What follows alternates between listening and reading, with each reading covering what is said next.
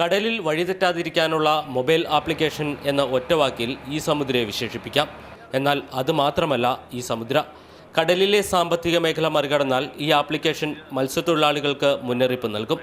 കൂടാതെ മത്സ്യസമ്പത്ത് കൂടുതലുള്ള പ്രദേശം, തൊട്ടടുത്ത ഹാർബർ, മത്സ്യത്തിൻ്റെ വില, കരയിൽ നടക്കുന്ന പ്രധാന സംഭവങ്ങൾ എന്നിവയെല്ലാം ഈ ആപ്ലിക്കേഷനിൽ ലഭിക്കും. കടലിൽ എന്തെങ്കിലും തരത്തിലുള്ള അപകടമുണ്ടായാൽ അതിനെക്കുറിച്ച് സമീപത്തുള്ള ബോട്ടുകൾക്ക് സന്ദേശം കൈമാറാനും കഴിയും. ഇൻ്റർനെറ്റിൻ്റെ സഹായത്തോടെയാണ് ആപ്ലിക്കേഷൻ്റെ പ്രവർത്തനം. ഇൻ്റർനെറ്റ് ഇല്ലാത്ത സാഹചര്യത്തിലും ആപ്ലിക്കേഷൻ്റെ പ്രധാന സേവനങ്ങളിൽ പലതിനും ലഭിക്കും. മൊബൈൽ റേഞ്ച് ആവശ്യമാണെന്ന് മാത്രം.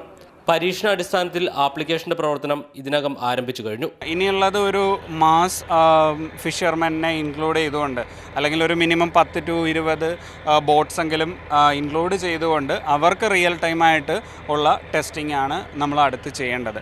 20 നോട്ടിക്കൽ മൈൽ വരെ സഞ്ചരിച്ചാണ് ആപ്ലിക്കേഷൻ്റെ പ്രവർത്തനം പരിശോധിച്ചത്. മൊബൈൽ കമ്പനിയായ MTSൻ്റെ സർവീസ് ഇവിടെ ലഭ്യമാണ്. ഫിഷറീസ് ഡിപ്പാർട്ട്മെൻറ്റും ജില്ലാ ഭരണകൂടവും ടെലികോം ഡിപ്പാർട്ട്മെൻറ്റും സഹകരിച്ചാണ് പദ്ധതി തയ്യാറാക്കിയിരിക്കുന്നത്. കൊച്ചിയിലെ നിയോണിക് സോഫ്റ്റ്വെയർ സൊല്യൂഷൻസ് ആണ് ആപ്ലിക്കേഷൻ്റെ നിർമ്മാതാക്കൾ.